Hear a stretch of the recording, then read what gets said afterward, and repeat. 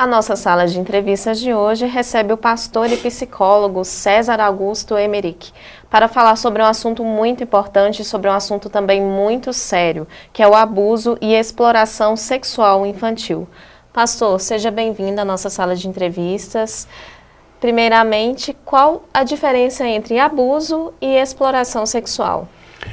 Thalita, eu quero agradecer a oportunidade que a TVP me dá novamente. Agradeço muito esse momento para a gente tratar de um assunto de tamanha seriedade.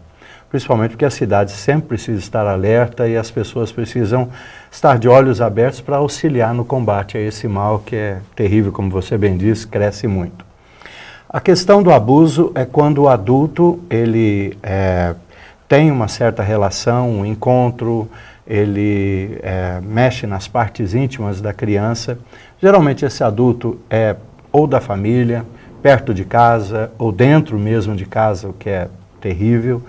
E a exploração sexual infantil é quando entra o recurso financeiro. É aquela triste situação em que nós sabemos que pais mandam suas filhas, ou mesmo os filhos, ficarem à beira da estrada para o turismo sexual, para se oferecerem para as pessoas que estão viajando. Então, quando entra o recurso financeiro, quando entra a questão financeira, a exploração, a criança está sendo explorada.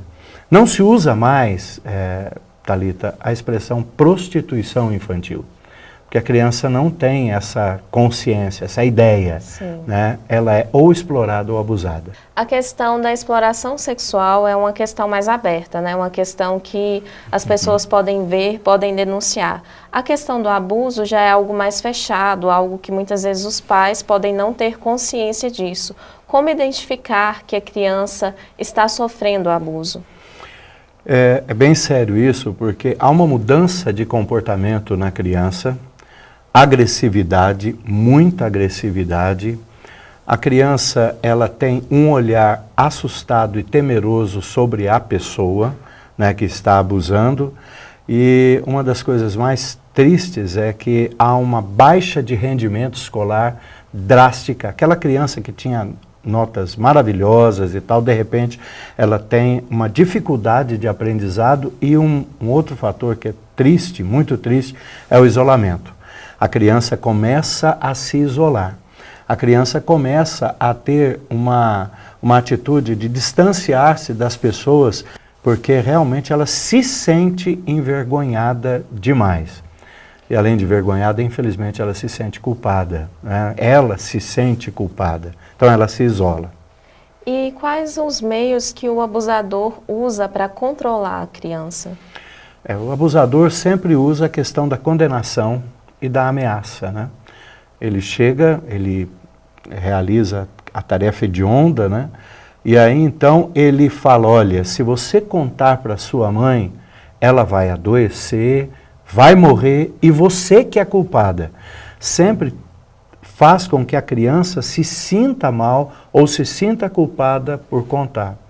Então, se nós verificarmos uma criança afastada, isolada, silenciosa, né, com um olhar um pouco, um olhar distante e amedrontado de determinada pessoa, é preciso investigar, é preciso conversar.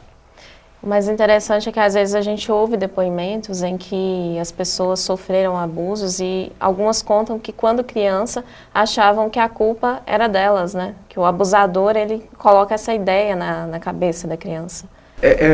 Via de regra, os colegas psicólogos vão provavelmente concordar comigo, de que via de regra toda criança abusada ou infelizmente explorada também, essa criança se sente com a culpa. Por quê? Porque o abusador, ele manipula. O abusador, ele é um sedutor. O abusador, ele manipula todo o pensamento da criança, fazendo com que ela pense ser ela a culpada. Ela é que provocou aquilo. Você imagine só, Thalita, a criança, ela não sabe diferenciar o carinho da carícia, mas ela vê que tem algo errado. Ela vê que tem algo extremamente errado. Quer dizer, a mesma mão que faria um carinho agora está fazendo uma carícia. E, às vezes, o corpo, ele responde, independente de nós acharmos bom ou não. O corpo pode responder. Então imagine a crise que há dentro dessa criança, a crise emocional dela ver que tem algo errado acontecendo com ela, alguém está fazendo algo que não é o normal e ela não saber definir isso dentro dela. Então ela se sente culpada mesmo. A parte mais difícil, eu acho que é fazer com que a criança conte. Como fazer com que a criança conte? Os pais precisam sempre criar a criança num ambiente aberto de diálogo. Essa é a ideia mais forte, né? Eu sei que psicólogo gosta muito da palavra diálogo e assim, realmente ela é importante, no sentido de que a criança se sinta livre, a criança saiba que ela será acolhida. As crianças precisam ser criadas numa situação em que ela é acolhida sempre. E via de regra, quando a criança fala um assunto desse, é verdade. Via de regra, a criança, ainda que tenha aquelas fases da mentira, a gente sabe muito bem disso, que tem aquela fase de criar, de fantasiar, sim, mas via de regra, esse assunto, ela não está mentindo. Sobre esse assunto, então, a criança não mente. Se ela falou, os pais, né, ou para quem ela falou, um parente, um amigo, devem acreditar na criança, levar a sério. Sim, levar a sério, investigar, ficar atento às pessoas que estão perto dela. Existe uma forma, né, do abusador chegar na criança que é um carinho a mais, é algo que extrapola o normal de alguém ver a criança, né, extrapola o normal. A gente percebe nas atitudes, nos olhares, na maneira de se dirigir à criança. Então, os pais têm que ficar atentos e têm que ouvir a criança ao sinal de qualquer alteração de comportamento, isolamento, qualquer alteração na escola, né, qualquer situação em que a criança chega e fala, eu não estou querendo ir mais na aula. Por que não está querendo ir mais na aula? Né? Tem que investigar, coisa errada, né? Tem que ir atrás. Não é só obrigar como se a criança, como se fosse só fruto de uma preguiça da criança. Não, sempre é bom investigar. E quais as consequências na vida adulta, no desenvolvimento da criança, desse abuso? Thalita, a criança, ela pode até esconder debaixo do tapete emocional. Pode até esconder, mas isso vai transparecer no relacionamento futuro. Exatamente porque a criança abusada e explorada tem uma tendência da desconfiança, uma tendência de criar uma proteção emocional, uma couraça emocional, o que é ruim demais, e tem a tendência de transferir isso para os próximos relacionamentos. Inclusive, a gente chega a falar até reteatralizar isso, ou seja, transferir toda aquela sensação, aquele sentimento, aquela dor emocional para os futuros relacionamentos. E é cruel isso. Só para ressaltar, esses casos de abuso acontecem com pessoas próximas às crianças na grande maioria das vezes.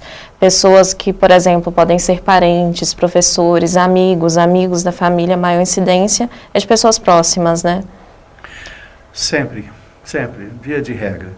Por isso, assim, todo pai deve ter, toda a mamãe, todo o papai deve ter muito cuidado em relação a como essas crianças se relacionam com as pessoas adultas que estão perto dela. Os pais precisam entender que a criança, ela é frágil na análise dela, né? O cuidador é o pai, né? O pai é que sabe, a mãe é que sabe o que é melhor para ela. Então, se a criança tem um comportamento que não é aquele comportamento esperado do dia a dia dela, principalmente com um adulto, fique de olho mais aberto. E sempre cuidando que a criança, ela não vai estar mentindo quando ela avisar que, olha, né, quando ela manifestar algo sobre alguém. Pastor César, a TV Minas Brasil agradece a sua entrevista. Nós esperamos estar contribuindo aí com informações para que as pessoas possam identificar esses casos e denunciar, pois infelizmente tem muita incidência, né? E é um caso muito sério e muito preocupante. Eu que agradeço e deixo aqui a ideia de que existe o Disque 100. É totalmente sigiloso, você pode telefonar e há pessoas lá que poderão ajudar nesse sentido.